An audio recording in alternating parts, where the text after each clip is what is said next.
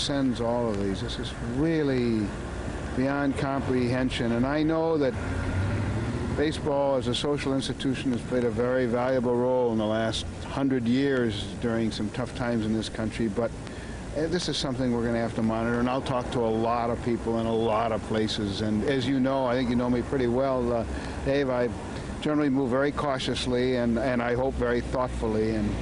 But today my attention is just focused on all the heartbreaking tragedy. The minor league baseball playoffs in 9 leagues were also postponed. The NFL is expected to decide in the next 24 to 48 hours if this Sunday's games will be played. On the college level, conference commissioners across the nation are heavily considering postponing this weekend's entire schedule. That's 116 total contests. The 2 games scheduled for Thursday have already been called off. NCAA President Cedric Dempsey issued this statement earlier. The games themselves are insignificant in the face of what has happened today.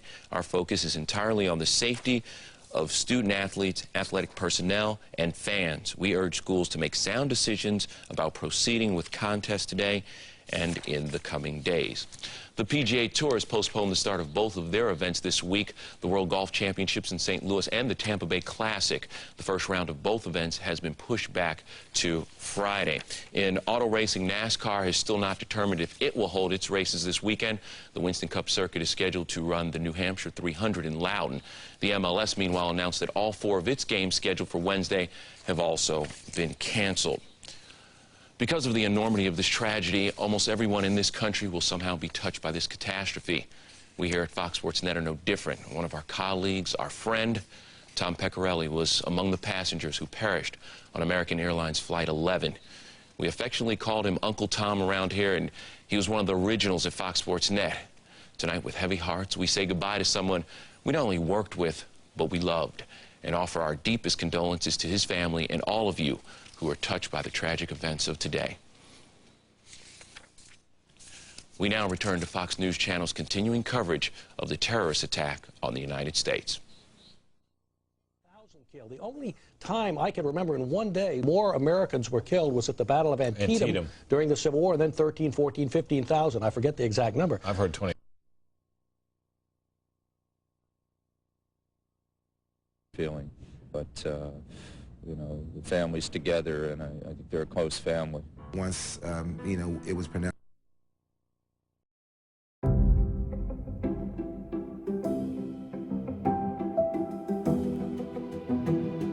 It was just a numbing experience, because the last thing on your mind is baseball at this point in time. Nobody knew what to do or how to act or what was too much or what was not enough. I realized that there was something for us to do, and it was to try to, you know, distract the best we could.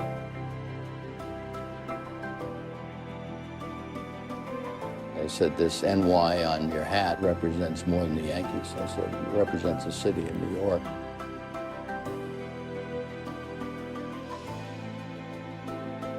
All I kept thinking, and we kept saying, is I hope he throws a good pitch. I hope he throws a good pitch. And he threw the perfect pitch, and the crowd went crazy.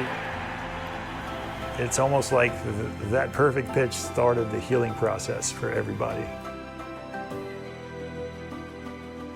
And that feeling never went away.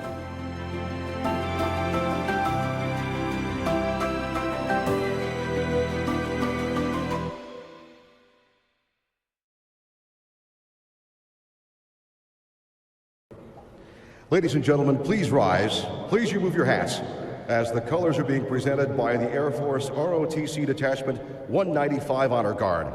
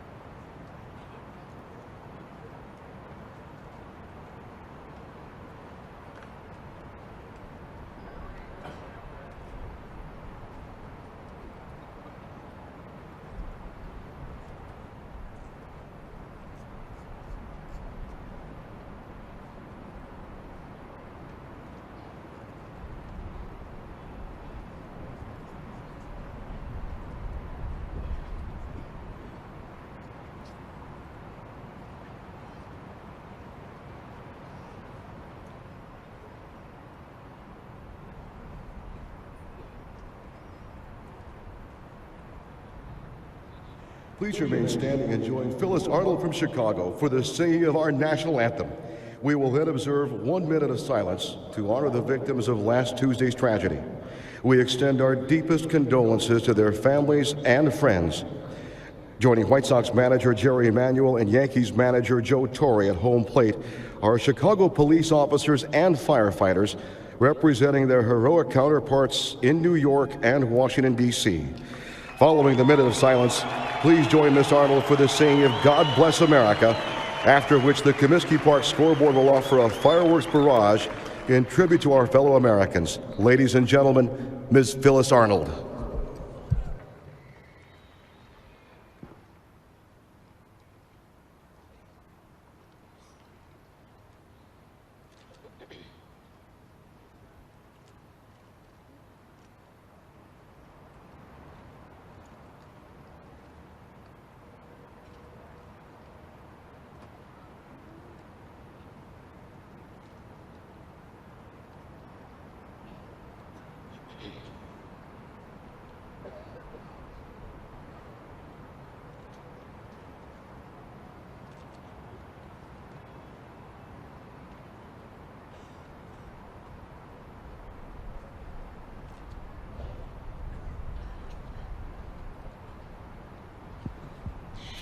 Oh, say, can you see by the dawn's early light what so proudly we hailed as the twilight's last gleaming, whose broad stripes and bright stars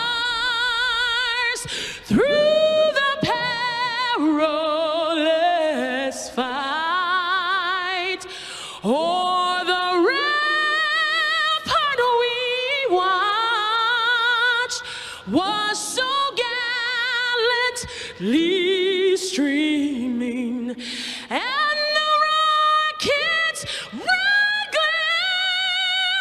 the bombs bursting in air gave proof through the night that our flag was still there.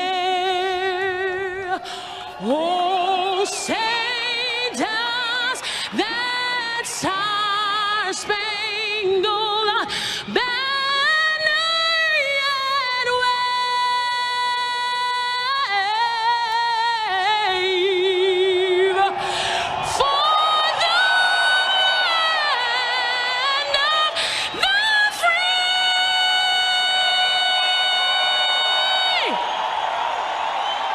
and the home of the brave.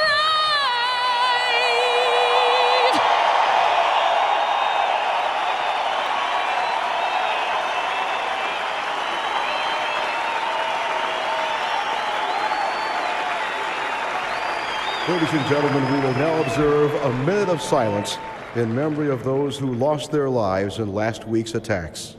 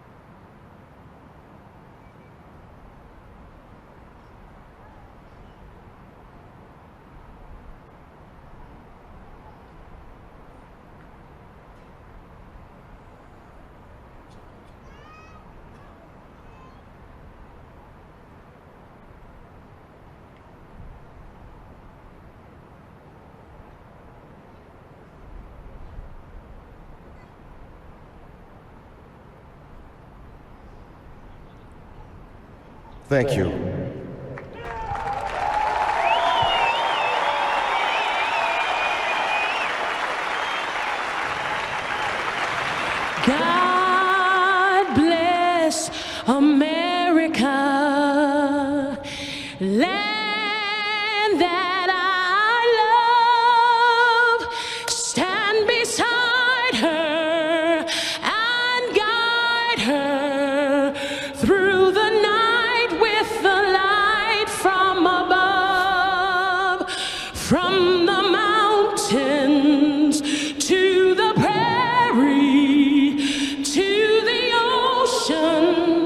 white with foam. God bless America, my home, sweet home. God bless America, my home, sweet home.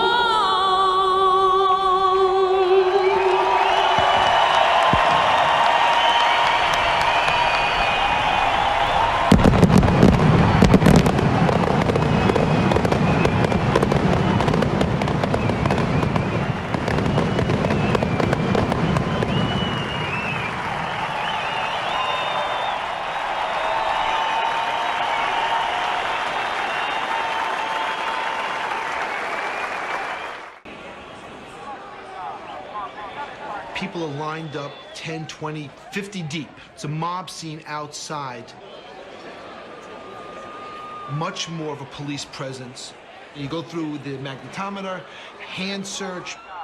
This had another level of intensity to it. I remember seeing guys holding automatic weapons, and I remember thinking to myself, this is now my America. Walking into the locker room and seeing a bomb dog go through your locker. These were reminders of what was going on around us. Another reason for the heightened security was the appearance of a guest from Washington. As we walked into the locker room, there was a gentleman standing there that we had never seen before. He says, well, President Bush is going to come, and he's going to throw out the first pitch, and we need a Secret Service agent on the field, and so I am going to dress as an umpire.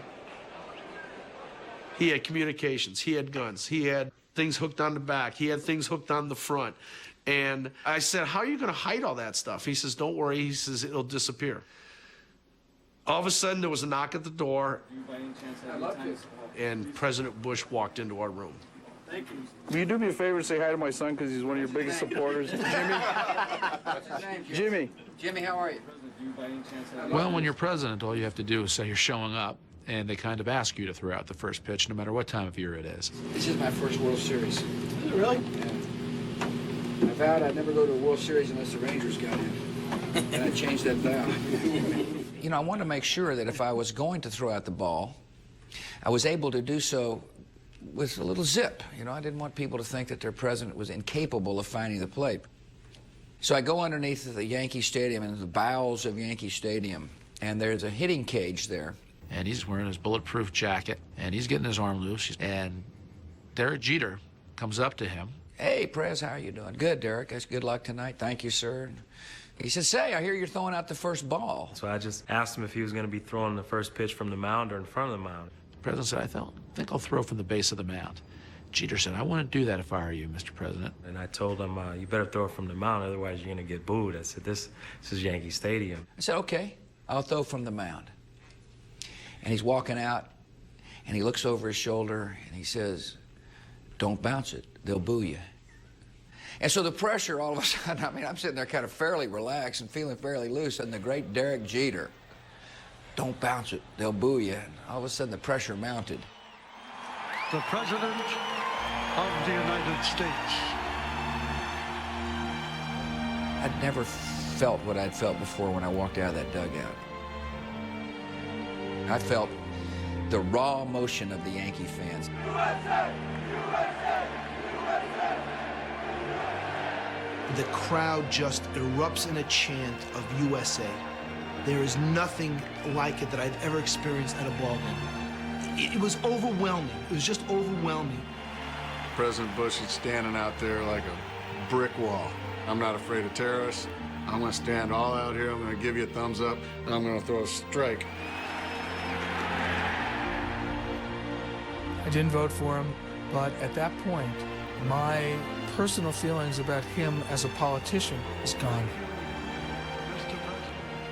I watched him, and he was my representative, and I had never felt that way before. Very nice throw, Mr. President. Good stuff, good stuff. At that moment, everybody there was there for baseball and to show the world that in spite of what can happen to us, we'll pull ourselves together, and what is our life and our way of life will continue. United we stand. We stand together in the face of this threat. We will play baseball in the midst of the beginnings of this war. No matter what the threat may be to us, the United States of America will stand strong and will never be intimidated.